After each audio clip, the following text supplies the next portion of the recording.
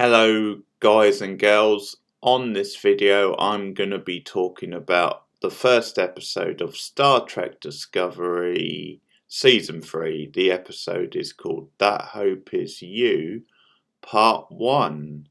So first time I've covered this show on this channel, so I'm pretty excited to be talking about it. And Season 3 gets off to a really solid start, I have to say. I enjoyed this first episode a lot. It's certainly a change up and they go in a different direction because it's all very condensed to the one location. Oh, well, when I say one location, I mean the one planet, and that's the planet which Michael lands on in the future, almost 1,000 years in the future, that is. So of course the cliffhanger of last season was her and the rest of the Discovery crew hurtling through space and time. They went through the big wormhole, but they were separate, of course. Michael was out in space in her kind of fancy suit, if you like, and the crew were on the ship, so that they're obviously separate.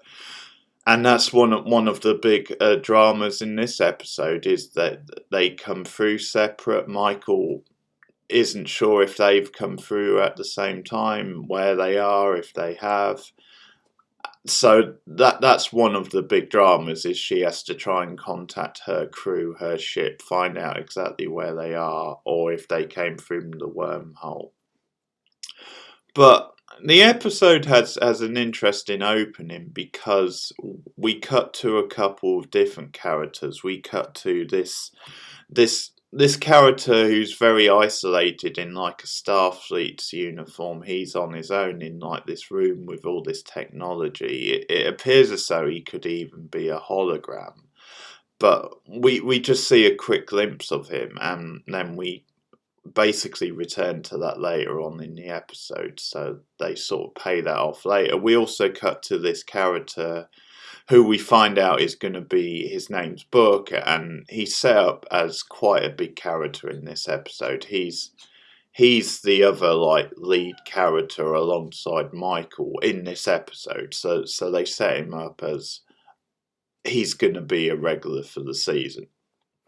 So we see him, and he's basically hurtling through space and time like Michael. And what happens is Michael basically knocks him out of the wormhole, or appears to. And so they're on the same planet. Michael gets rid of her suit, sends that back up into space, and her and Book just clash because they don't know each other, they don't trust each other. And there's like a standoff before Michael explains who she is. And that's when Book has to start filling her in. He's like, hey, unfortunately, and I think this is what convinces him that she's telling the truth, that she's from the past, basically, because she doesn't know about the situation in this time scale. And the situation is that the Federation has been disbanded. It was shut down because there was an incident like an accident with some lithium which exploded, and it led to this fallout where the Federation was disbanded, and we have these new like governmental forces seem to be running by this particular group of like alien beings. So that's obviously very concerning for Michael, because it means there's less support for her in this reality. It obviously means she might actually struggle to get the technology she needs to contact her crew and to find them.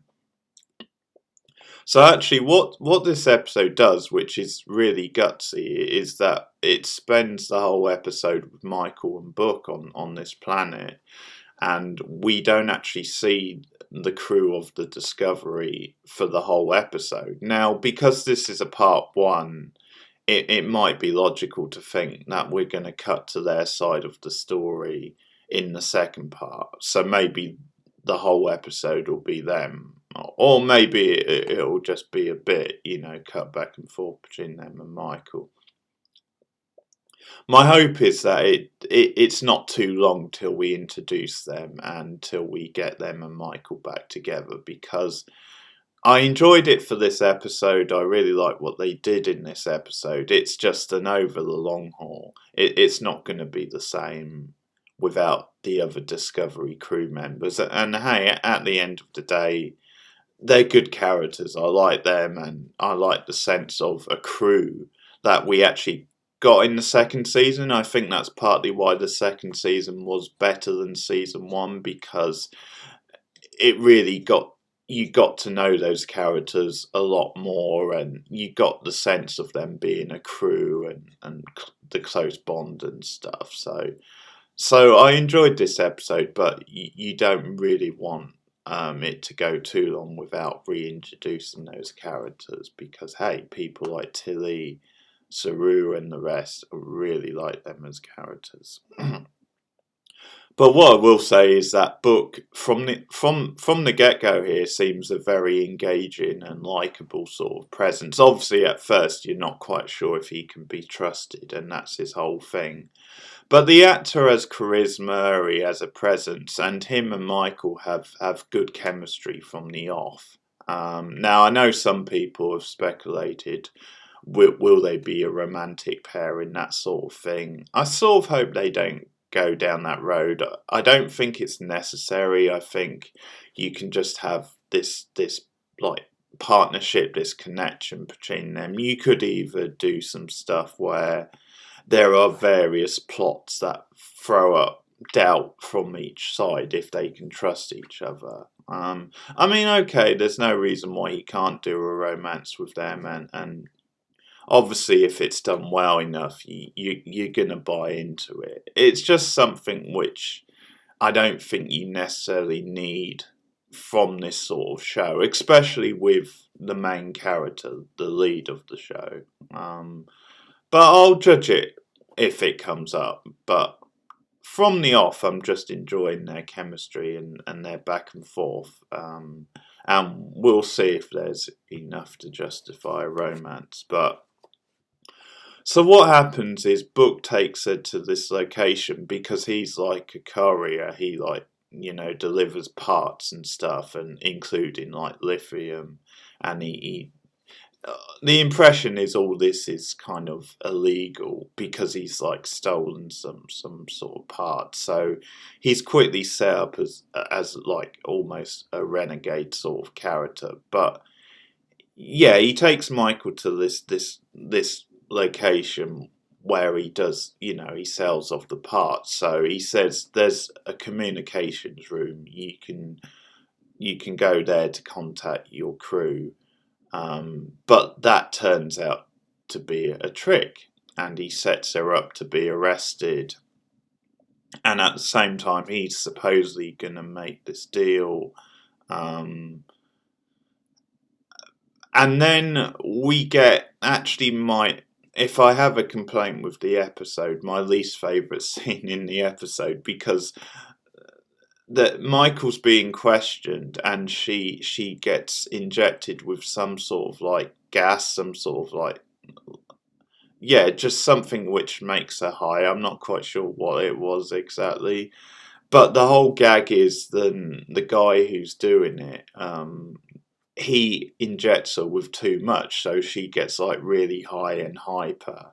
Because I think the idea is that they just make her a bit loose so that she's not so much on guard, and she's more likely to answer their questions.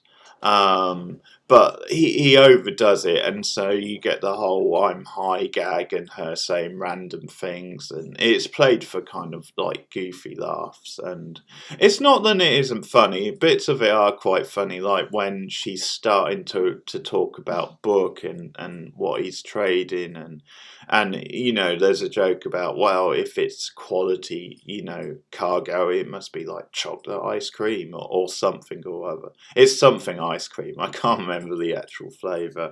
That bit's quite funny, but the problem is that it just, the gag is just drawn out too long because she's sort of still high and not with it in the next sequence when her and Book are together again. And because what basically happens is obviously she gives them the information that they want, that he stole illegal parts and what have you, so that they then go after him. But they're both in the same boat where potentially they could, even if they give them what they want, they could just kill them because, hey, they're that sort of like of characters, you can't really trust these people. So they have to work together to escape and fight them off. So we get some really good action scenes actually. But yeah, even in the next bit where it's back in the main area and Michael and Book have to work together, you still get Michael doing this thing. And it does get a bit annoying for me. I think it's just that whole thing of it's that sort of moment where the character's kind of high and off her head, and it becomes, as I said, played for goofy comedy. And there's one or two good lines. I think the other thing is it's just one of these things where the actor who plays Michael gets to flex her like comic muscles and she just gets to let rip. So there's a part of it which is that, I think, because obviously Michael tends to be a very muted, kind of grounded, serious character. So it's, but yeah, I wasn't actually that keen on that, although you had the funny ice cream line. But obviously Michael and Book have to work together then, and they escape. But the best part of the episode is like the next instance and the payoff for what we've seen with Book, because he actually starts getting Michael to trust him when he summons like this healing flower from the ground, which he uses on her wound. So he like disinfects the wound with it, and I think that's the moment where she actually starts to trust him, when he didn't really have to do that. I guess it could be a ploy just to make her trust him more. But in any case, it's certainly a gesture, and it's something which helps her out. But this actually sets up something interesting about Book for the episode, which is that he has this special like connection with nature, with I mean Earth is the wrong word, but with his surroundings and with nature, plants, animal life, which is a really good sort of character thing for him, because then what happens is the soldiers catch them up and they've got them at gunpoint. They're about, well, what happens is that they force Book to give him the coordinates for his ship so his ship can be revealed, because I'm assuming they want the cargo, they want to take the ship. But obviously, again, it's the situation where they're probably then going to kill Book and Michael anyway. So what happens is Book summons this creature, and it's this big worm-like creature that comes out of the ship and basically eats them up. And this is a great set piece because it's such a surprising moment, and it's a great way for Book and Michael to get out of this. But also the visual effect for the worm creature is really good. I think this episode actually really showcases where this show uses its budget really well, because the look of the planet looks fantastic, the whole scope and the way it expands on the universe. It sort of makes you wonder if they shot this in New Zealand maybe, because it does have that sort of look to it. I know that's become like a popular shooting location, but yeah, the look of this big worm thing is just awesome, and the visual of it eating them And there's this funny comedy beat where it then eats Michael, and Book has to talk it out of letting her go. So she comes out all slimy and stuff. So that's always glorious to see. But really good stuff. And it's then that Book opens up to Michael and starts saying, I've got an interest in endangered species and in preserving them. And he's got a cat, I should say, as well, called Grudge, which is a brilliant name. Really cute cat. But yeah, he opens up to Michael, says, I like to protect endangered species and take them in. So he has this whole relationship with like this big worm and stuff, and he takes it in and can communicate with it. So it's a really cool character beat for Book, the fact that he speaks the language, and he's just very in tune with nature and animals. And I think this really goes to one of the core themes of Star Trek as a show, of any incarnation of Star Trek, is that it's to do with kind of representing diversity, representing differences, and in this case endangered species. And obviously in this particular future and this verse, they're being discriminated against, like these worm things. They're sort of treated as, well, they're dangerous, they're like other, so we all just kill them off there.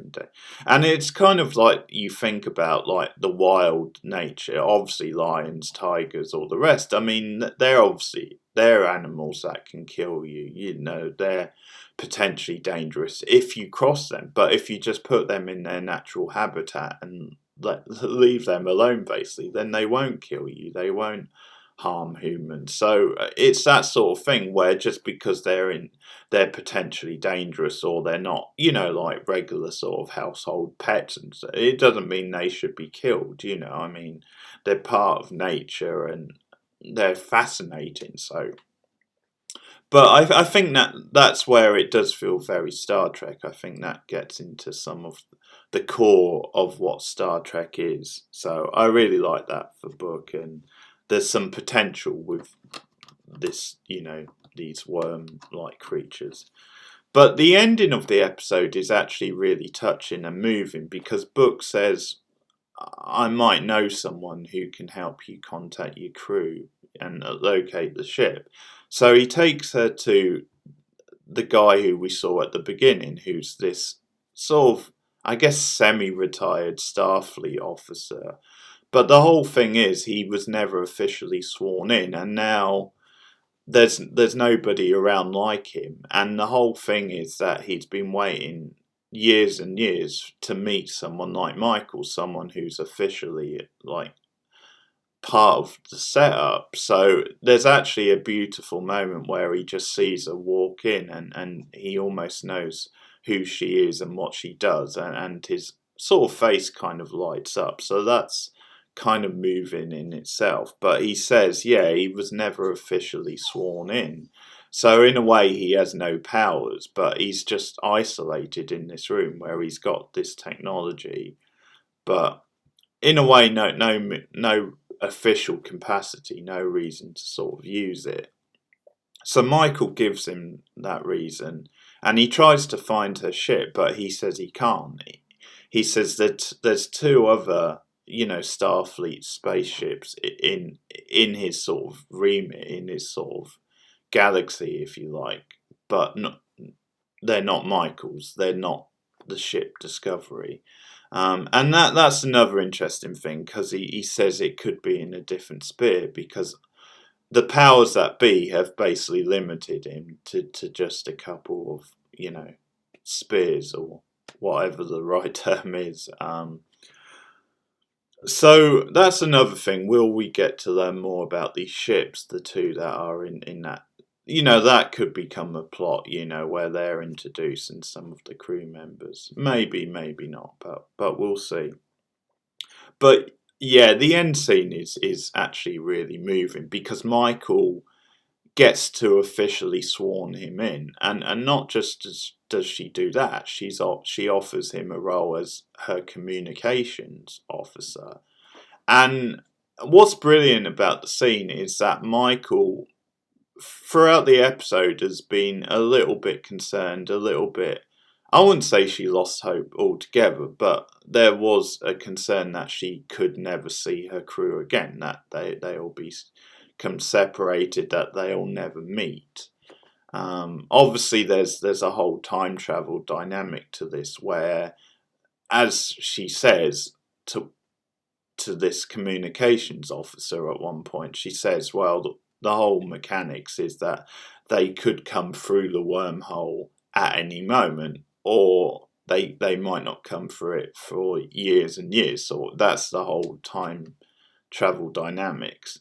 But the point I'm making is that actually this gives her renewed hope. It's almost like meeting this guy gives her like a new hope, that gives her a determination that I will be reunited with my crew, because I think that's part of making him the communications officers. It's almost like, yes, you can be my communications officer. And I sort of read it as she's given him an official role with the ship, with the crew Discovery, once we meet up again. So it's that thing of, we will meet up again, I will find my crew. And at the same time, she's given something to him, because she's given him a purpose and she swans him in, and it's really moving stuff. And that's kind of how we end the episode. So strong episode, good start to season 3. I enjoyed it a lot. My hope is that this will be even better, because first season was a little bit rocky. It had good things in it, but was very sort of hit and miss. And I remember it starting off well, but then kind of slowly declining. Second season was a big improvement, I thought, for the reasons I said earlier. It wasn't perfect, but was much better, I thought, than the first season. So the hope is then you get sort of, there's a growth, you get better as they go on, and that this will be the best season. And actually it has been renewed for a 4th season. I heard that just the other night. So, but this was a good way to start. This was a very different way to start off a season, and it added something fresh. But obviously, I like the new character of Book, this new communications officer, assuming he's going to become a regular, at least for this season. You know, there's some promise with him, and I look forward to seeing the whole crew back together, which hopefully won't take too long. But that's my thoughts on the first episode of Star Trek Discovery Season 3, and these are going up weekly on Netflix, so you can expect my latest review of the second episode later in the week. But let me know what you think of the first episode in the comments below. Like and subscribe. How do you feel about Star Trek Discovery as a show? How would you compare it to the other Trek series? And what are your hopes for this season moving forward? But thanks for listening. I'll see you guys again soon. Goodbye.